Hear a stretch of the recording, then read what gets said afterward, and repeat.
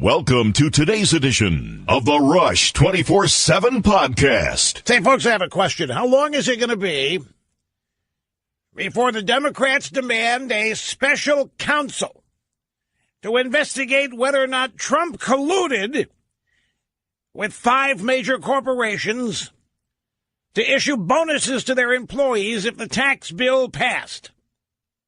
I mean, this couldn't have happened on its own. This could not be something that happened organically. There has to be collusion for this to have happened, because everybody knows that corporations and everybody else hates Donald Trump. Now, why would these corporations do anything to make Trump look good? And so how long will it be before the Democrats demand a special counsel? And what will the crime be? The scheme will be to give Trickle-Down a good name and to deprive the Democrats of a campaign theme. Greetings, my friends. It's great to have you. Rush Limbaugh behind the golden EIB microphone. I cannot tell you what a seminal and phenomenal achievement this is. Setting aside for the moment the substance of this, which we will get to in due course, the very fact that this has happened is astounding and earth-shattering, and believe me when I tell you, the Democrat Party and its accomplices in the media are in the midst of shell shock right now. Of all the things they dreamed of happening this year, this was not on the list. Nothing like this was on the list. Trump was not to have a single achievement, especially legislatively. It wasn't going to happen. The media and the Democrats' combined forces arrayed against Donald Trump would be on the verge of forcing him out of office by now. There was simply no way a substantive legislative achievement could happen. People in the media and in the Democrat Party invested every ounce of energy they have into preventing something like this from happening, and yet it did. And not just happened, it has happened with a unified Republican Party, another aspect of this that nobody dreamed would ever happen. Because Donald Trump doesn't know what he's doing. And Donald Trump is a pig, and Donald Trump is unsuited and unfit for office. They have arisen every day, gotten out of bed with these beliefs driving them, propelling them, energizing them. It is these beliefs which are responsible for getting their adrenaline going. And it's been shattered.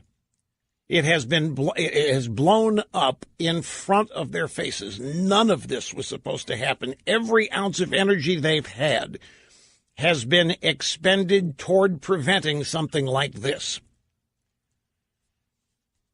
Now, just a little bit of a prediction on the tax bill itself, and I mentioned this yesterday. I think this is going to usher in a period of economic growth and American national optimism that many people thought we would never see again, particularly in the midst of the 8 years of Barack Obama, when pessimism and defeatism and fatalism was taking over much of our country. This achievement and the substance of it, these are significant tax rate reductions which are going to result in a significant amount of money remaining in the U.S. economy.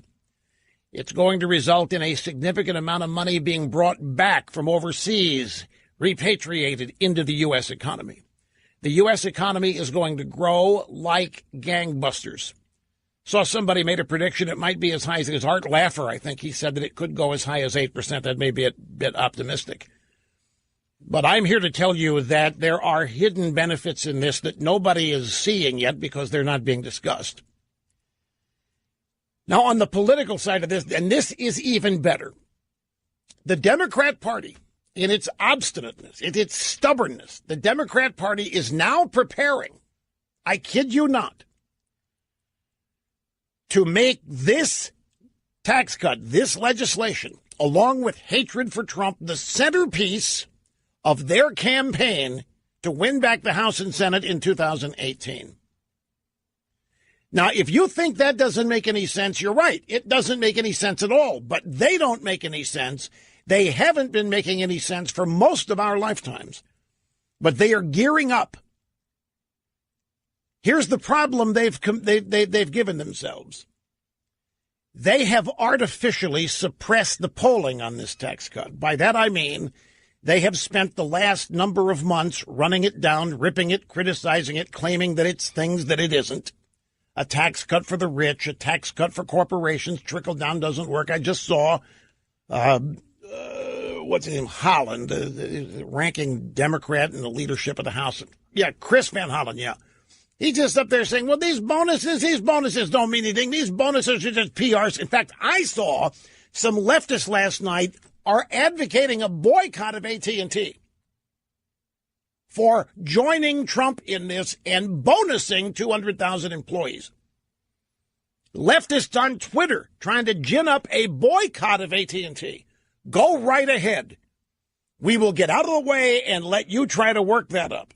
Chris Van Hollen today, this is a PR scheme. This isn't what they promised. They didn't promise $1,000 bonuses. They promised $4,000 a year raises. And we know this isn't going to happen because corporations don't give their money away to their employees. It was just every Democrat talking point for the last 30 years just came rolling off his tongue like he wasn't even having to think about it. And he wasn't. Just programmed robotics. They have spent so many weeks now beating this tax cut up. You've seen the polling data on it. We discussed it yesterday. 26% of the American people, and let's accept the polling data for what it is for a moment. Let's not get into the weeds about whether it's accurate or not. I don't think it is, but it doesn't matter. We're going to deal with it as it is. 26% of the American people think the tax cut's a bad idea for every reason the Democrats and the media told them. That they're not going to get a tax cut. In fact, they're going to get a tax increase. The rich are going to get the tax cut. Corporations are going to get the tax cut. And corporations are not going to give anybody any of the money. You're getting screwed. Trump did it for his buddies. Trump cut taxes for him and his whole family. Trump did this. Trump did that. So they got their polling number 26%. And other polls show the same thing. I have to tell you, the polling on this can only go one way now, and it can only go up. This bill can only get more popular. And I'm talking about statistically. They've had to work pretty hard to gin this thing down in polling numbers to 26. They've had to work pretty hard to get disapproval so high. But the problem is that real life is going to kick in. 5 different corporations have done things like promise bonuses to hundreds of thousands of employees and raise their own minimum wages to $15 an hour. And these are just 5, just the first 5. The people that work at these outfits are going to see the benefit. Everybody else is going to see the benefit because there's one thing undeniable here. And every independent analyst looking at this has concluded that 80% of the American people are going to get a tax cut, and it's going to be significant. And then in 2019, when the Obamacare mandate is repealed, we got one more year to go for it.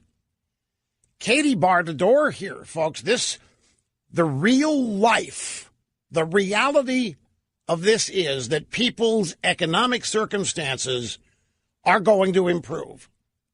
And juxtapose that against all of the fear and the scare tactics the Democrats put forth. They start polling tax cuts. They start polling this legislation into next year, it can only go up, meaning it can only appear to be getting more popular. I think politically they have shot themselves in the foot by artificially suppressing the polling data on this in their effort to kill it, in their effort to make sure this didn't pass. They have given themselves a circumstance where the polling data can only go up and make it look more popular, which, of course, is not going to help the Democrats as they run a campaign based on the illegitimacy of this.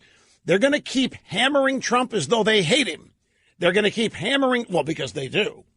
And they're going to keep trying to parlay Trump hatred and class warfare into victory in 2018 without any other agenda. The Democrats are going to be seen before too long as the people who will take your bonus away from you. The Democrats are going to be seen as the people who want to take your tax cut away from you. And let them go right ahead. If they think they can win the House back using that and hatred for Trump, have at it. They are living in a fantasy world. They're living in a world where they believe everybody hates Trump as irrationally and delusionally as they do. That was quite a sight at the White House yesterday with all of these Republicans and this effusive praise for Donald Trump. And let me tell you something, folks. It was legitimate and genuine. It was real. These people, members of the House and the Senate, genuinely meant what they were saying. This could not have happened without Donald Trump. Donald Trump has learned over the course of the year. Early on, maybe not familiar, maybe not totally up to speed with the way legislation happens and becomes law. It's not like running a business. And so the Obamacare repeal and replace, they never unified on it. They never got really past second base on it. But this is an entirely different story. The Republican Party is now unified now, and the Republican Party psychologically has now defeated the swamp. Donald Trump has led them to the defeat of the swamp. Donald Trump inspired them to fearlessly plow ahead without concern to what the media was going to say about him. You realize how seminal that is? For the last 25 years, we have watched our Republicans cower in fear in the corners, afraid of what the media was going to say about them if they dared stand up for what they claimed to believe in. Donald Trump has been taking the arrows for these people all year long. Pioneers take the arrows. They decided to unify. They decided to come together on this. And it's fun to win. It's exciting to win. It's energizing to win. It inspires confidence to win. And they know what they overcame here. They know the forces that were arrayed against Trump and arrayed against them, and they overcame it. You do it once, you can do it again. You do it a second time, you think you can do it more often. And the more often you do it, the more confident you become that you can keep doing it. So I believe there's much wrapped up in this that is not observable on the top. But if you dig deep, you find more positives in this than you can possibly imagine. You have to look for them, but they are there. And on the other side of the ledger, there are the Democrats swimming against the tide, seeming to be happily opposed to people keeping more of their money, happily opposed to corporations providing holiday bonuses to their employees, happily opposed to Donald Trump and the Republican Party, who are singularly responsible for this, because there isn't a single Democrat whose fingerprints are on this anywhere. There's not a single Democrat who can take credit. I want to go back September 7th on this program, just right back after Labor Day. This is one of many times I made this request or observation, but here it is again. If, just at any time in the past 6 months, or any time in the next 6, if for just 3 months, Ryan and McConnell would work with Trump to advance his agenda, they would own everything for who knows how long. If they would have repealed and replaced Obamacare, if they would have then moved on to tax cuts and done real tax reform, and if they had built the wall, I don't care what Chuck and Nancy do. And I don't care what the Republicans do after. If those three things had serious action with an appearance of unity, when the Republican Party on those issues, the Democrats wouldn't stand a prayer for 25 years. Step 1 has just been accomplished. Phase 1. Nikki Haley, the United Nations people are applauding the United States position against our allies, so-called allies and enemies there, finally calling them out and demanding their allegiance, or else we cut them off. This stuff is being cheered all over this country, but the Democrats and the media don't know it because they aren't cheering it, and none of the people they know are cheering it. We put together a montage of the Republicans heaping praise on Trump at the White House yesterday afternoon.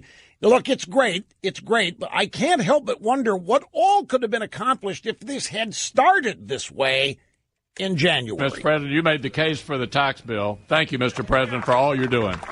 Something this big, something this generational, something this profound could not have been done without exquisite presidential leadership. Mr. President, thank you for getting us over the finish line. This is a bright day for America. All right. We thank you for that. But for your leadership, we would not be here today. We would not be standing here today if it wasn't for you. Mr. President, I have to say that you're living up to everything I thought you would. You're one heck of a leader, and we're all benefiting from it, and we're going to make this the greatest presidency that we've seen, not only in generations, but maybe ever. The media is beside itself. They're wondering how much these people were paid to praise Trump. They're calling them sycophants. They're calling them rear-end kissers, butt kissers. They're saying it isn't real, that Trump has some sort of hold on these people, and he made them come up there and say all these things.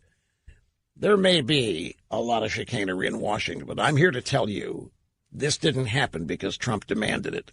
This didn't happen because the sentiment isn't real. These people have needed leadership for the longest time, and it wasn't provided during the 8 years of Obama. There wasn't any real Republican leadership, charismatic, energetic leadership. The Republicans in Washington were led, if anybody, by voters. But there was no leader. There was nobody unifying them, nobody bringing them together. The long knives are out. There were mutinies and other forms of internecine battles going on within the Republican Party. Trump is the difference. They know it. Lisa Murkowski, look at all. They did this ceremony again where they just signed the bill, the House and Senate. Look at all of the women, the Republican women that are for this. Lisa Murkowski, because of drilling in ANWR. You look at it, Susan Collins is in on this. Bob Corker admitted on Fox and Friends today that he now understands what Trump has been going through for a year because of the way he was treated by Wolf Blitzer and CNN a couple days ago. And he now, I didn't even apologize, but he acknowledged to the president that he had been unaware of what the president, the dissembling of the media. Let me take a brief time out. There's much more in this. Of course, your phone calls, you want to weigh in on this. So we're just getting started. Hang in there. Be tough. Be right back. Make no mistake, the shell shock on the left here is real. Again, I can't tell you this. None of this was supposed to happen. Trump's not supposed to still be there by now, folks. But am I right when I'm right? When they get together, when they move the Trump agenda, and the Trump agenda is theirs. The Trump agenda, I don't care what you never-Trumpers think, is a conservative agenda. Bill Bennett, who worked for Reagan, is the Secretary of Education for Reagan, was on Fox last night. Bill Bennett said that Trump is more conservative than Reagan and that his judicial nominees are more conservative than Reagan's, and the tax plan here is more conservative than Reagan's. Now, some people are going to argue about that, but you can't say that Trump is a problem for conservatism. Trump has done more to advance and now pass conservatism than anything that's happened, my friend, the last 17 years. I'm talking about real conservatism. It's all over the place. Not supposed to happen.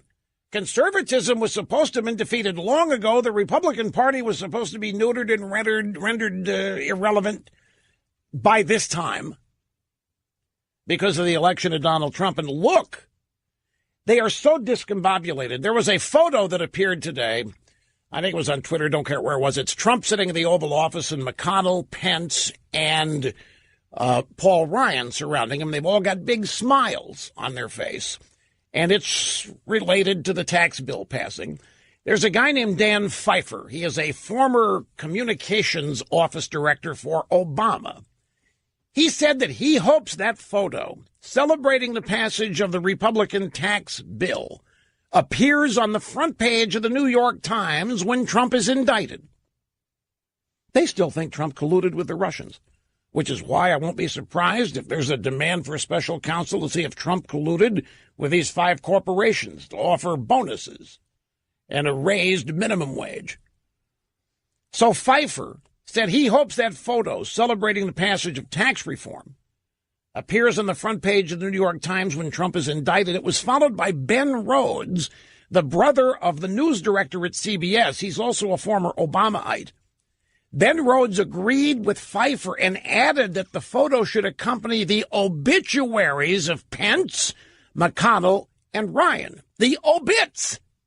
Steve Scalise, who was actually shot by a deranged leftist, tweeted, you guys might want to reconsider your rhetoric. and they climb down a little bit. I'm telling you, they are shell-shocked and don't quite know how to process this, because this is such a dramatic failure for everybody on the left. They can't stomach it.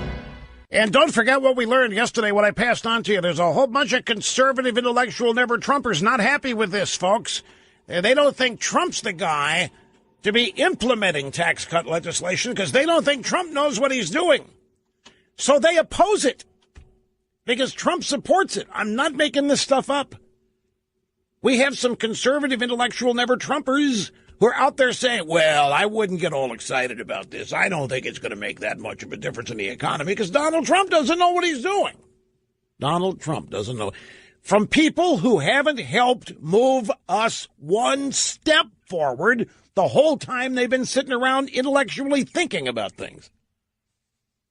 Even the Washington Post is echoing me today. There's a couple of bloggers in the Washington Post scared to death that the tax bill is going to get more popular. Damn right it is. It's going to get more popular because it can't get more unpopular. They polled it so unfairly. They drove down the approval numbers so low. The only place this tax bill can go in terms of polling is up. And it is going to go up once it's implemented and people start seeing they have more money. And it's going to put the lie to everything the Democrats said, and the Democrats are going to continue to lie about it. The Democrats are going to continue to base their campaign in 2018 on hatred of Trump and running against this tax cut bill, calling it a heist of the federal government. We had a caller yesterday. I hope you people heard this. I hope you heard. She was curious why the Democrats are so opposed to people doing better. I said, because Democrats only want their voters to do better as a result of government entitlement programs or government assistance. They don't want people doing better on their own. Self-reliance and individualism are both the enemy of the Democrat Party. They need people incapable of helping themselves. They need people who are victims of something and therefore are dependent.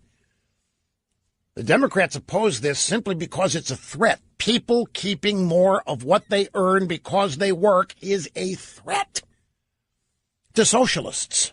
It's a threat to the modern day Democrat Party. So they're all in now. And even a couple of their drive-by specialists are worried that the only thing this bill can do now is even get more popular. This would be a great time to go back to Trump's speech on Monday that I have been promising to play excerpts of all week. It was the speech Trump gave on Monday afternoon outlining his national security strategy. What this speech really was a restatement of what the United States of America is. What this speech really was a restatement and a repurposing for what the United States will again become. And I think juxtaposing this speech after the passage of the tax bill is a good way to expose it. We have a number of bites here. Trump started out by detailing where previous leaders of the United States had gone wrong. And it's an echo of his inaugural speech where he stood in front of the entire Washington establishment and basically told them they had made a mess of things. Our leaders engaged in nation building abroad while they failed to build up and replenish our nation at home. They undercut and shortchanged our men and women in uniform with inadequate resources, unstable funding, and unclear missions. They failed to insist that our often very wealthy allies pay their fair share for defense. They neglected a nuclear menace in North Korea, made a disastrous, weak, and incomprehensibly bad deal with Iran, and allowed terrorists such as ISIS to gain control of vast parts of territory all across the Middle East. They put American energy under lock and key. They surrendered our sovereignty to foreign bureaucrats in faraway and distant capitals. And over the profound objections of the American people, our politicians left our borders wide open. Rat-tat-tat-tat-tat-tat-tat. Everything there demonstrably true, irrefutably true. An indictment of the past, and, by the way, a recasting of why he was elected. Our leaders engaged in nation building abroad while they failed to build up and replenish our nation at home. They undercut and shortchanged men and women in uniform, inadequate resources, unstable funding, unclear missions. Hello, Obama. They failed to insist that our often very wealthy allies pay their fair share. Hello, Nikki Haley this week at the UN. That's changing.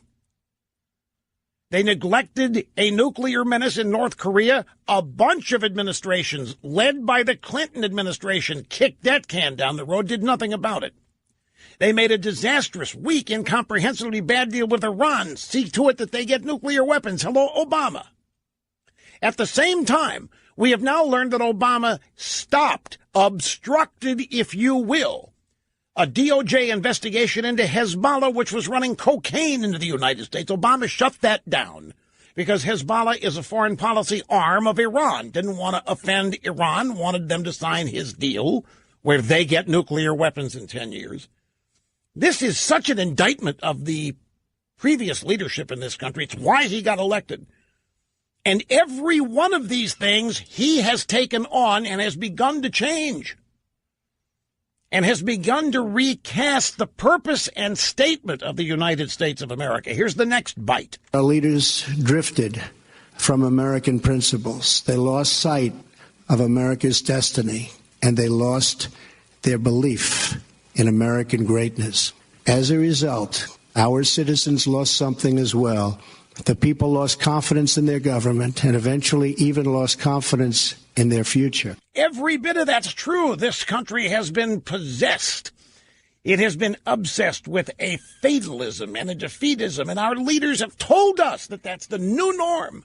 America in decline, both as a superpower and as an economic power. Yeah, those days are behind us. It's now time to pay the piper. The United States was an illegitimate superpower. The United States was an unjust and immoral economic superpower because we acquired our resources in ill-gotten ways. This was the Obama administration message. Now, when he says our leaders drifted from American principles, they did, but it's not drifted. They abandoned them. Our leaders lost sight of America's destiny. No, they didn't. They decided to change it. America's destiny was not as American exceptionalism. American destiny was not the shining city on a hill, if you will. America's destiny was not to rise above all nations and provide that light that attracts the best of the world to join us. That's not what they wanted the American experiment to end up being. We were to be reduced in size and scope and to become nothing more than the next member of the world of nations. It's not that they lost their belief in American greatness. They believed it was unjust. They believed American greatness was illegitimate, that it was acquired unfairly. I'm talking about everybody that worked in the Obama administration. Here is the next bite. Optimism has surged. Confidence has returned. With this new confidence, we are also bringing back clarity to our thinking. We are reasserting these fundamental truths. A nation without borders is not a nation. A nation that does not protect prosperity at home cannot protect its interests abroad. A nation that is not prepared to win a war is a nation not capable of preventing a war. A nation that is not proud of its history cannot be confident in its future. And a nation that is not certain of its values cannot summon the will to defend them. You will not find anywhere in conservative intellectual circles or anywhere else, you will not find a better indictment of the 8 years of the Obama administration and many previous years. You have to include Hillary Clinton and her husband in this, too, because they are of the same mindset. Optimism has surged. Confidence has returned. Not in New York and not in Washington and not in the media capitals of this country, but everywhere else, confidence is surging. A nation without borders is not a nation. Bingo. A nation that does not protect prosperity at home cannot protect its interests abroad. We not only didn't protect our prosperity at home, we denigrated it. We said it was unreal. We said it was unjustified. We said it was unfair.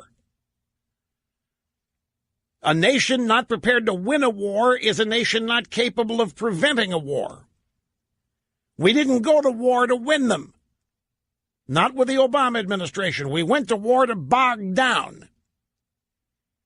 We went to war, in some cases, I believe, to demonstrate the futility of military power. The left is not a fan of military power.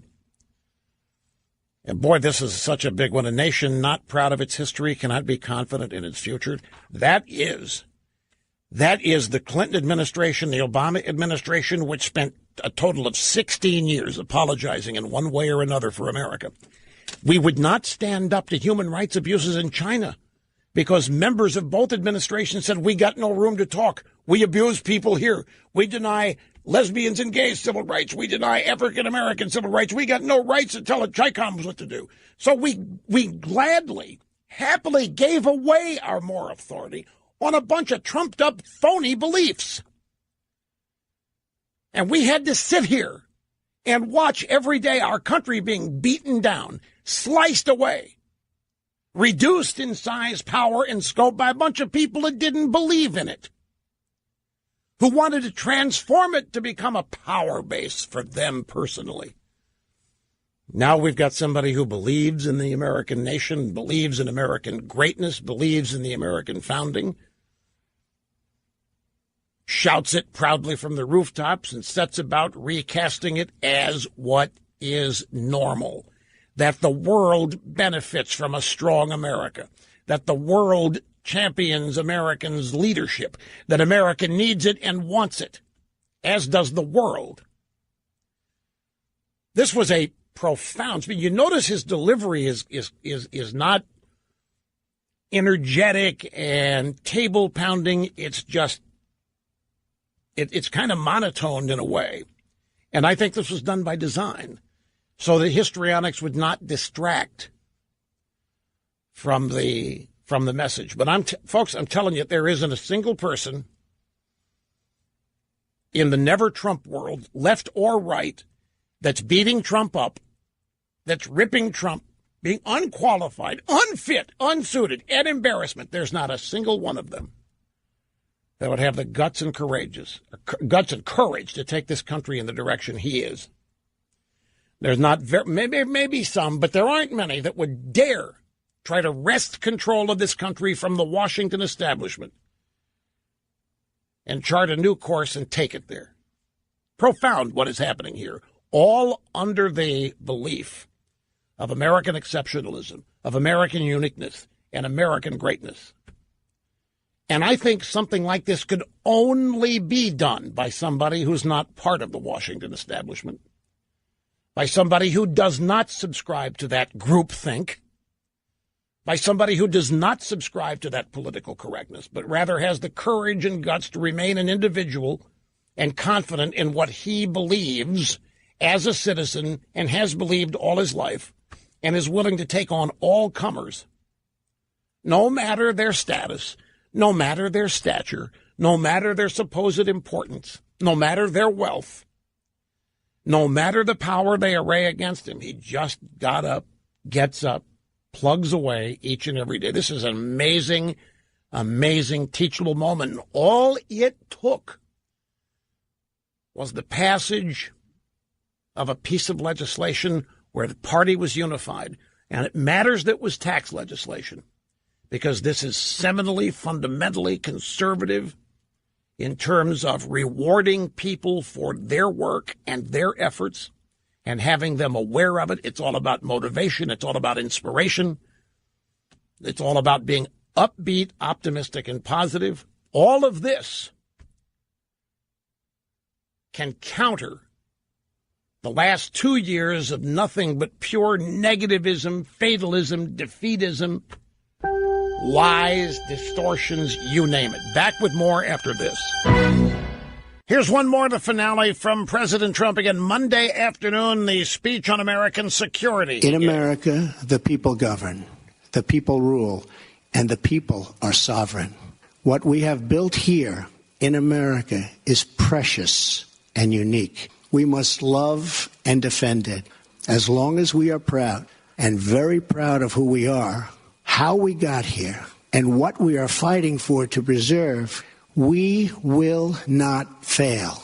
If we do all of this, if we rediscover our resolve and commit ourselves to compete and win again, then together we will leave our children and our grandchildren a nation that is stronger, better, freer, prouder, and yes, an America that is greater than ever before. This used to be common. This used to be how we all grew up. This used to be the America we were all told about. This is the America we were all educated about. This is the America we were all proud to be citizens of.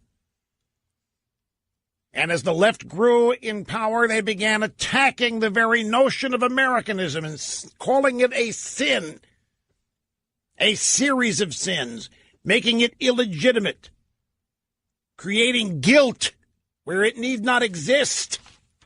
This is so on the money. As long as we are proud of who we are, how we got here, what we're fighting to preserve, this is what won us World War II. This is what saw us to victory over every challenger in our history. This is the kind of stuff that bonded us together. This is what we all had in common. It doesn't matter where we were born. It doesn't matter our religion. It didn't matter our economic circumstances.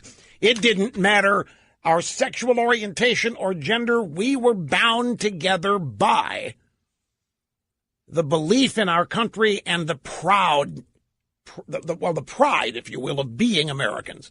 The pride of being on a winning team. The pride of being on the best. The pride of being a member of the best. Not that anybody else was worse. Because we used our assets to inspire. We asked others to emulate us in the hopes of making a better and more peaceful world. But then the left got hold of this country and turned it into the problem in the world. The left got hold of the universities and academia, began teaching people that America was the problem in the world and that we needed to be transformed, cut down in size, or even eliminated. Tell you what I'm going to do. I got people that want to weigh in on all this, so we're going to go to calls a little sooner in the next hour than we otherwise would. We'll take our brief top of the hour break here and be back. My favorite part. Cut it. Yeah. I love that part of it. Love that part of it. Meeting and surpassing all audience expectations every day. If you missed the first hour of this program, it is worth becoming a member of Rush 24/7 and being able to go back and listen to it in perpetuity. I don't say that very often. I could say it every day if I wanted to, but I don't, because I am not a braggart. Great to have you here, folks. 800-282-2882 if you want to be on the program. The email address, lrushmo@eibnet.com. Here is a list that I have now of the major American corporations who are providing bonuses, some cases raises, as a result of the tax reform package. By the way, let me preface this.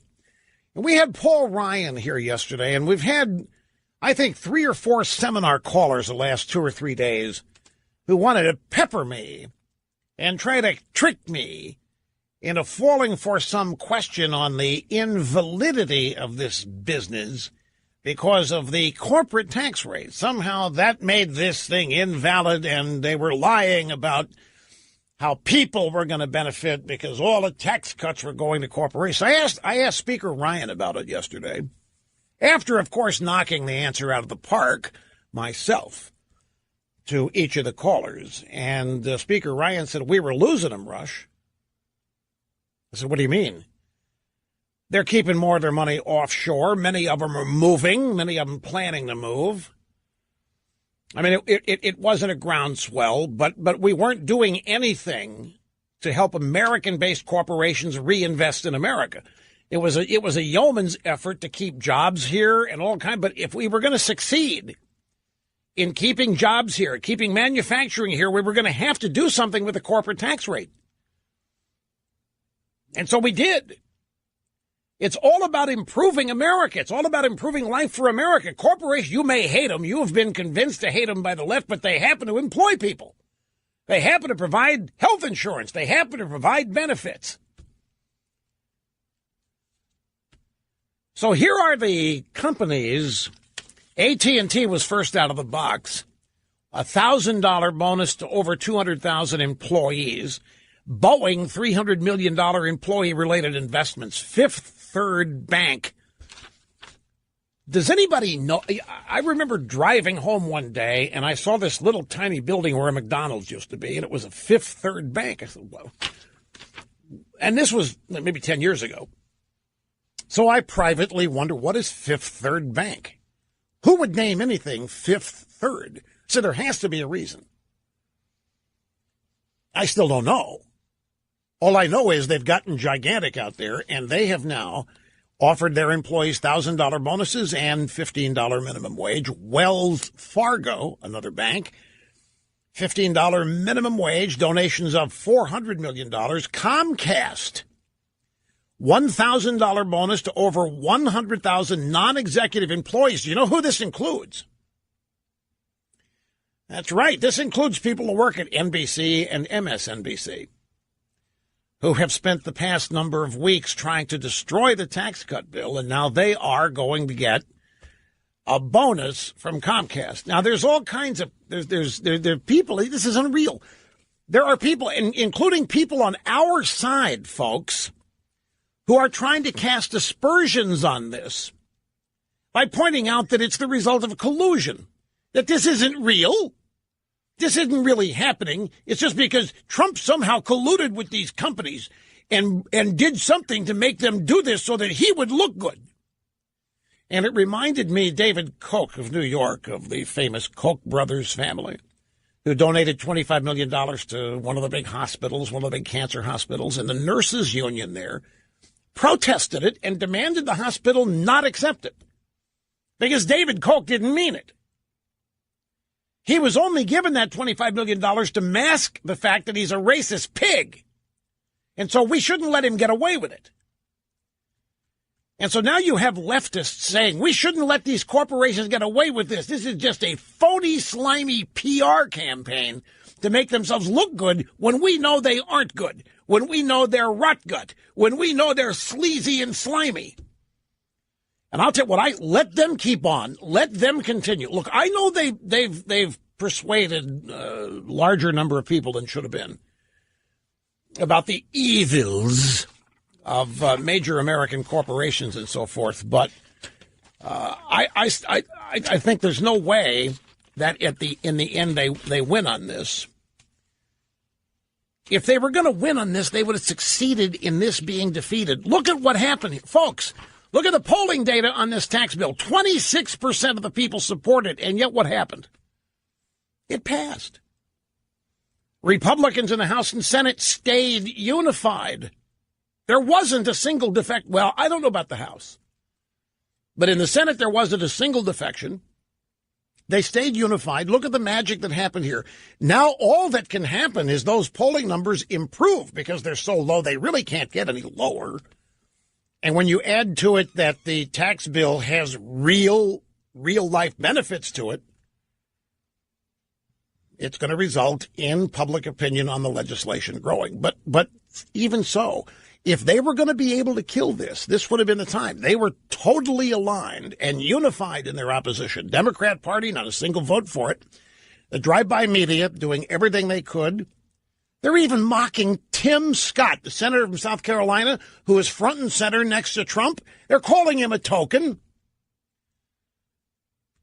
They're getting on him for being used by Trump as a token. He's a sellout to his race by supporting this tax cut and then daring to stand next to Trump while Trump goes through the public remarks on this.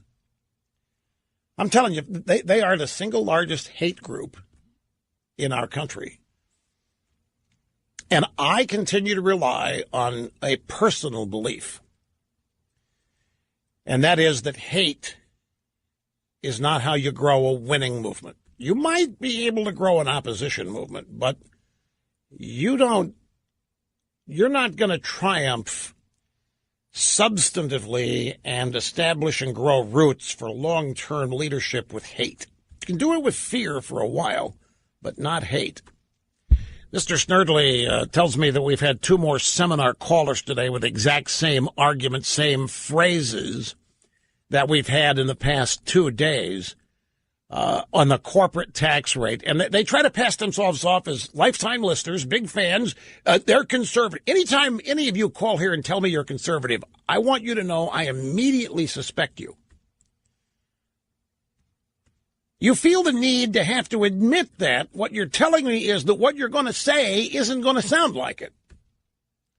Hey, Rush, I just want you to know I'm a big conservative. That corporate tax rate sucks.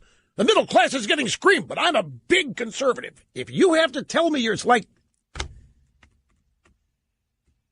in other professions, you don't have to tell anybody what you are. We just negotiate the price. You have to tell me you are a conservative, then you're telling me that you aren't. Yeah, that you're not going to sound like one. Let's start on the phones. Atlanta. This is Ed. Glad you called. Thank you for your patience, sir. How are you doing? I'm great. How are you, Rush? Good, good, good. Thank you. Yeah, I just had a quick comment about Comcast. It's not just bonuses that they're giving out. I received a $1.50 an hour raise yesterday, as well as 10 other folks in my office. So if they're saying it's just bonuses, it's not. I mean, this is fantastic. Are you suspicious of it? Am I suspicious? Yeah. I mean, let me put it, not let me take you out of the equation. Let me just ask you this. Mm-hmm. Were there people in your office after the bonuses and raises were announced? Were there people in your office who ran around saying, this isn't real. They're just doing this to suck up to Trump. They're just doing this for PR. They don't really mean it. You have anybody who reacted to it that way? Not in my office. Really? Really? No. Good.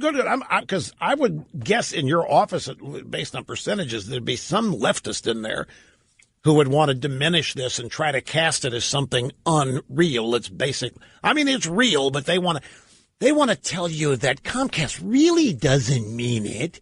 They don't really mean it. They're just doing it to please Trump or whatever, capitalized PR-wise. Let me share this with you. Mm-hmm. Speaking of conservative intellectuals, now I'm not going to mention a name. It's not the point. But this is a well-known, previously thought of as dynamic leader of the intellectual conservative so-called movement. Here's the tweet. Isn't there something creepy about corporations giving cash bonuses to employees explicitly because of the passage of certain legislation or because of specific regulatory actions? Does it have something of a road to corporatist serfdom feel about it? Do you have any reaction like that? Are you suspicious of this? Do you feel this is creepy? This isn't creepy at all. This is why we come to work.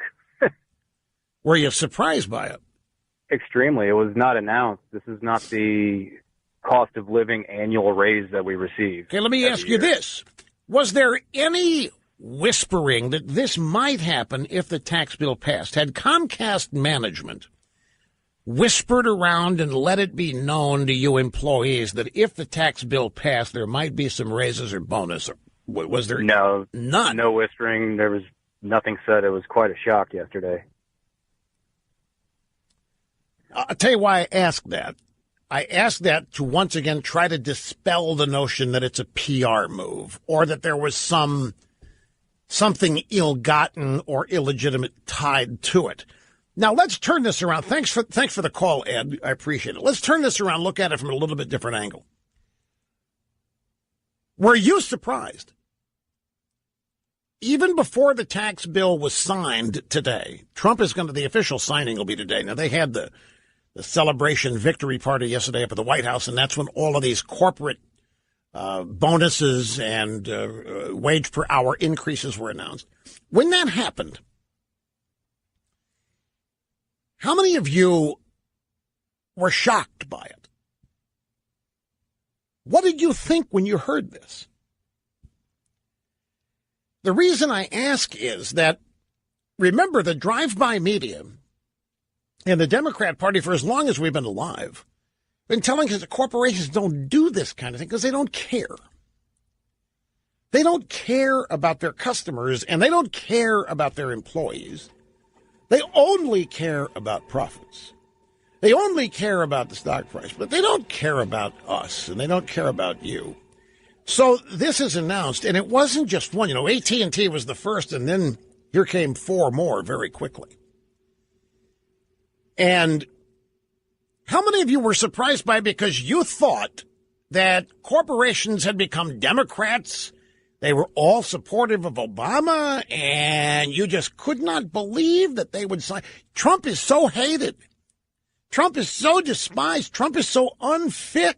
This is the daily theme of the drive-by media, and yet here are corporate CEOs who are not unfit and who are not unqualified and who are not out of place. I mean, they may not be liked, but none of them are said to be unqualified. None of them are said to be in jobs over their heads. And here they are trying to get in on this.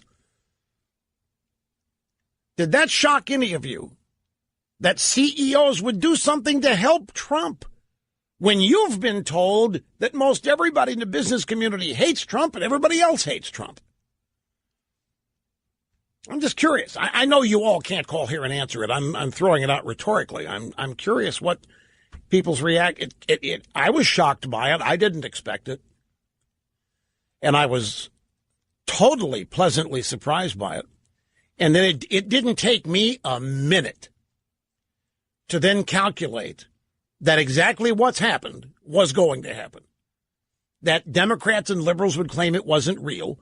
That others would claim that it was a collusion between Trump and these CEOs, that he had bought them off, that Trump gave them something because they wouldn't do this on their own. And then we saw the Twitter attempt to start a boycott against AT&T for doing this. I think so much of what's going on here is shocking and stunning everybody because the media presents a world, a nation. The media, under the guise of doing the news, paints a picture of this country every day that mirrors themselves. And the centerpiece of it is hatred of Trump. Because Trump is incompetent, because Trump is a pig, because Trump is a barbarian, because Trump is unfit, because Trump cheated, because he colluded with the Russians, all of this. And yet, good, uplifting, positive things continue to happen. And then this thing happened yesterday, and it seemed like everybody that mattered signed on with Trump. It left the left scratching their heads, and they're angry, and they're claiming it isn't real, and they're claiming the Republicans singing Trump's phrases were a bunch of sycophants. But yet there is a story from Howard Kurtz. He's the media analyst at Fox News. Headline, Hell Freezes Over. Media starting to admit that Trump's first year is not a flop. Yeah, some of these know-it-alls in the drive-by media, columnists, reporters, so-called conservatives are having to begrudgingly admit that Trump got a hell of a lot done this year over incredible and against incredible odds.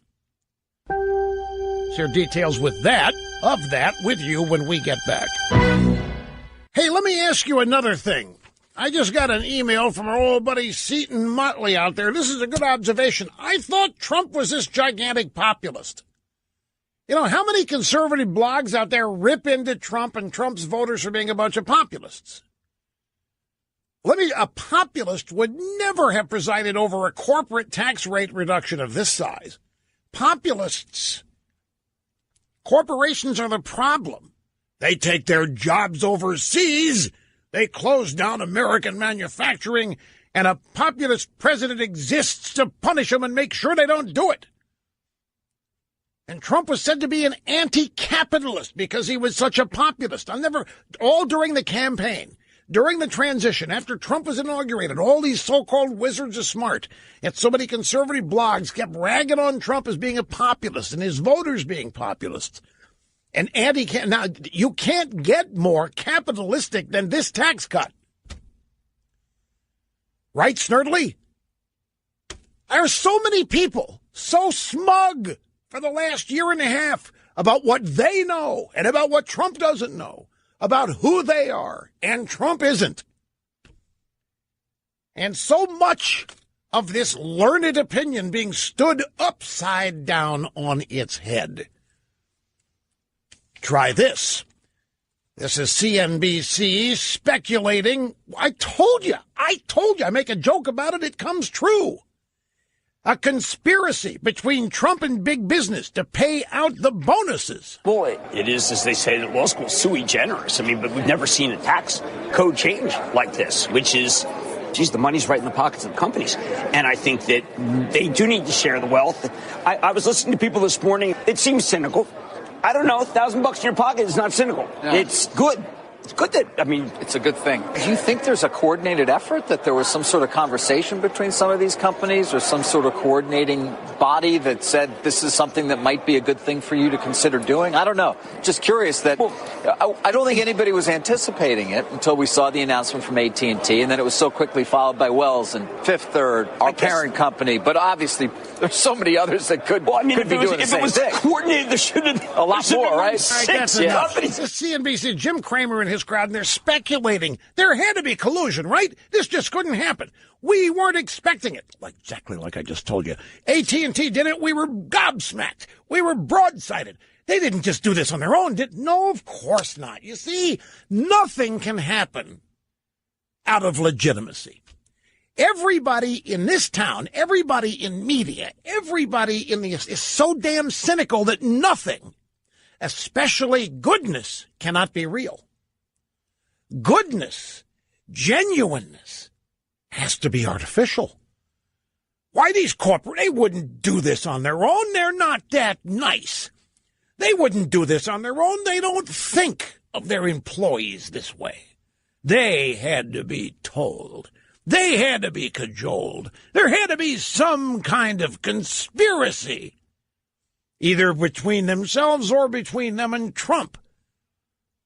You see, the last thing in their world that explains this is reality. The fact that they're getting a major, major tax break, first time in the history of many of these corporations, that's not enough to cause this. Can't be. Talent on loan from God. Happy to have you here. Rush Limbaugh, the EIB network. While everybody else is on vacation, we are here with first runs. Bob Corker on media. I had a newfound empathy for Donald Trump. I called him. I told him that I'd had a healthy respect for the media. I deal with them all the time. And, to attack the media has not been something I do. But I had a newfound empathy for Donald Trump, and watching how a totally debunked story about me spread across the political media. This is Corker today on Fox and Friends. The guys that actually wrote this bill knew I had nothing whatsoever to do with it. But then you have this reporter who says that I did, and all of a sudden people I respect, New York Times, Wall Street Journal, Washington Post, they start printing this as if it's true. And it wasn't true, and they knew it wasn't true. A social media phenomenon generates from this. I've never used in my life the word fake news until today. I actually understand what it is the president has been dealing with. This was Wolf Blitzer getting on Corker for claiming he wrote a provision in a tax bill to benefit his family. And Corker said, no, Wolf, I didn't write the bill. I had nothing to do with writing the bill. I didn't put any provisions in there. My focus in the bill was on the deficit. And Wolf kept pressing him. Well, our sources say. And then after Corker leaves, they assembled a panel to beat up on Corker for writing a tax bill that benefited himself. And so he finally saw the light. He saw what's been happening to Trump all year and now has a new understanding for it, which is all well and good. But why should it take it happening to you before you recognize that it's happening to other people? No. I am not dumping on Senator Corker. I'm asking a question here about intelligence and observation and curiosity. Why should it require the media fake newsing you before you understand that they're fake newsing a lot of other people?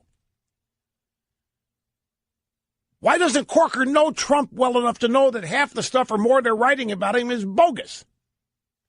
Anyway, that's an outside observation. At least it did happen to Corker, and now, because of the personal experience, he has a greater understanding of what Trump has been going through.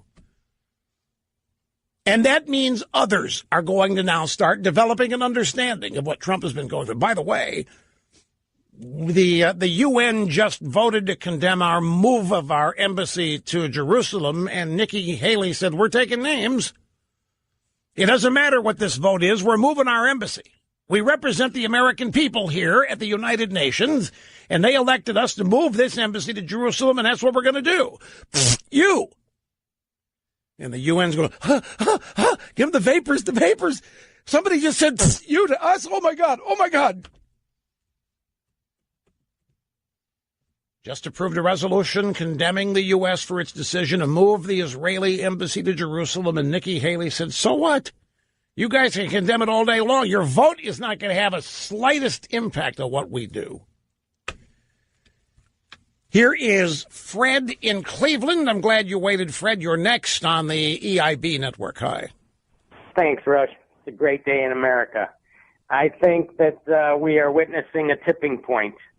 Not only is the Democrat Party completely falling apart and have lost all control and all reality, we're also seeing things fall apart at the UN, in some of the other major countries. But the bottom line is, I think we have reached a tipping point now where the Republicans see what is possible ahead. Your prediction, if they could only get together for 3 months. Bingo. I think that they will be together for the next 3 years. And the Democrats know it. And they are in complete and utter panic.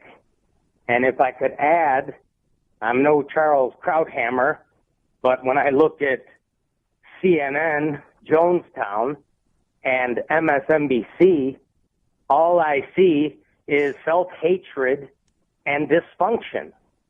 I fear that when next year hits and the Republicans keep rolling, these people, I don't know how much farther they can fall. What's the next leg down? Well, let me ask you a question. Fred, let me ask you a question. Do you have any trepidation or fear here that you may be jumping the gun, that you may be providing a little bit too much emphasis on just the passage of one piece of legislation? The answer is a resounding no. But the reason to that is what's going on with the FBI and the DOJ and Hillary Clinton and the CIA and everything else. Sunlight is being exposed on the inner workings of our government, and the American people have taken over and said, Trump, clean it up, and he's doing it. And there is no stopping the Trump train from here forward. That's what I'm convinced of it. Okay, you sound pretty confident. I wasn't trying to talk you out of it. I was rather asking a question I think many people listening to you are asking, but I'm glad you held firm. I want to take my own stab at this. You have done the job of a great caller, and that is you've inspired me to think about something in a way I haven't thought about it. There's not very many callers that do that, Fred, but you have. It may be tough for me to explain this, but Fred's point is that we've now reached a tipping point that the passage of this legislation unifies the party, and the Democrats are falling apart, the UN is falling apart, all these things, and the Republicans unifying with Trump, exposing all of this corruption, essentially, that is now It's there for people to see if they're able to see it and notice it, such as the corruption of DOJ, the FBI, the corruption of United Nations, and so forth. Let me ask a question. How many of you, well, I know what the answer is. How many of you all year long have been on the verge of jumping off the cliff? You voted for Trump and he won, but every day, all day, the media was, not really, he cheated, he colluded, and we're going to get rid of him. And our forces are marshaling the DOJ and the FBI and the deep state and the Russians, and we're going to take this guy out. And we got our special counsel out there, and we're going to be indicting people, and we're going to be sending them to jail. And it's only a moment in time before we get to Trump. You're finished. Trump's finished. None of this was real. It's a one-up. How many of you thought that was what was happening? How many of you feared that that was the reality? And then all of a sudden, here comes Fred. Hey, you know what? This is a tipping point. And you heard what he said. I think the tipping point, Fred, I'm not disagreeing with you. I think the tipping point was Trump's election. I think Trump's election was the bloom coming off the establishment rose. Trump's election is what has caused all of this. They have the unique ability with their media to make it look like what they do, what they think, what they're believing in is the norm, that it's the majority. And therefore, they were able to make it look like Trump's election was a one-off, an oddity, and maybe even the result of cheating, certainly not legitimate. When in fact, the election of Trump, not this bill being, I'm not trying to diminish the impact of the tax cut being passed and signed, but I think the tipping point, meaning the beginning of the end of the establishment, happened with Trump's election. Trump hasn't lost his base. Trump's voters haven't been talked out of supporting him. If anything, and now with this, Trump's base is going to grow. All during this past year, who is it that's actually been acting unfit for office? Who has been acting as a bunch of pigs? Who has been acting as unqualified or corrupt or what? It isn't Trump. It's all the people out to get Trump who are subverting the Constitution, subverting the rule of law, corrupting the media, everything. It's those people that are demonstrating their unfitness. It's those people demonstrating their flaws. But they have the power to make it look like what they are and who they are is what is normal and acceptable and accepted, and that Trump was an accident of either collusion or Hillary didn't do her job right or something. But whatever, Trump winning was just like these bonuses and raises at these 5 or 6 corporations after the tax. That's not real. That's collusion. These people cannot live in reality. They can only live in the alternative reality they create and manage for themselves. No. I'm not disagreeing with Fred. I think the tipping point happened earlier is all.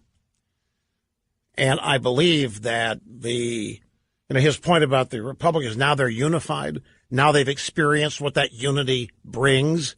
It brings victory. It brings fun. It brings good vibes. But victory is victory. Winning is winning. There's no substitute for it.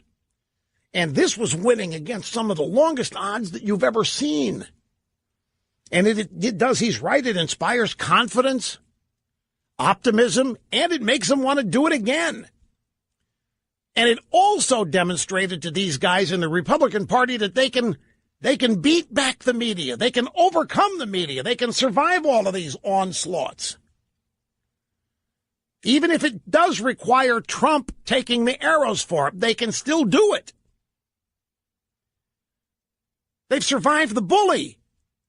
They've been beaten up on the schoolyard every day for how many years? They thought those days would never end. They wanted the bully to stop beating up on them, so they stopped being who they are. All of a sudden, they unified, got strong, stood together, and the bullies got beaten back. demonstrating that that can be done, that can happen. Let me take a brief time out. We will continue in a moment. Now, looky here, folks. Tom Brokaw has declared jihad on Fox News. That's right. Fox News is on a jihad to protect Trump, and as such, we are at war here with Fox News, and it's going to be sorted out in the final analysis. Brokaw says once Shepard Smith finishes, once his 3 o'clock show is over, Fox is on a jihad to protect Trump. And therefore, we got to go at war against Fox. Tom Brokaw. Journalist versus journalist here. There's more. I'll have details coming up. Did you hear? I got to tell you this story. I've been meaning to tell you this for the past couple of days. Did you hear about the guy who says, and it's true, by the way, that his Apple Watch saved his life? The Apple Watch, he sleeps with it because he monitors his sleep. Apple Watch has sleep apps, and you can monitor your sleep, whether you have apnea, how deep REM sleep you're in, and all that. But it also has a heart app. And in the latest version of the software, it is much more detailed, the data that is collected on your heart and reflected on the watch. Your resting heart rate, your recovery heart rate, your walking heart rate. But there's also a feature. This guy was awakened at 3:30 or 4 o'clock in the morning by his watch because his resting heart rate was 120. He woke up. He felt like he had indigestion, and he took a couple of Tums, but it still didn't feel right.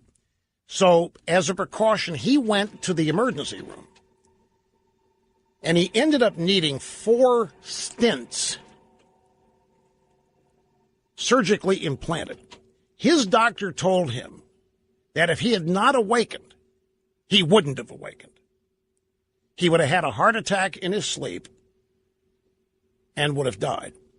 Now, I didn't know the feature was there. I mean, the heart app, and I use it to measure the heart rate and all that. So I went into the settings, and there is a setting where you can have the watch alarm you, vibrate, and wake you up if your heart rate at rest only exceeds whatever you set it to be, 90, 100, 110, 120.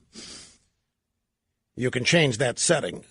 And I was explaining this to somebody. You mean it's going to go off when I'm in the gym? I said, no. This is the resting heart rate. It measures, it knows the difference when you're not moving as opposed to when you're walking or when you're exercising, or it's your resting heart rate. So I looked in there, and mine was set by default at 100 beats a minute. And I've been meaning to tell this story, not because of the watch so much, just because of there's the watch, but still it's just an incredible story. And I didn't even know the feature was there until I read about this. Elijah Cummings of the Congressional Black Caucasians says that Donald Trump is tearing down the pillars of democracy. And they've got to abandon this tax cut thing quickly as they can. Details coming up.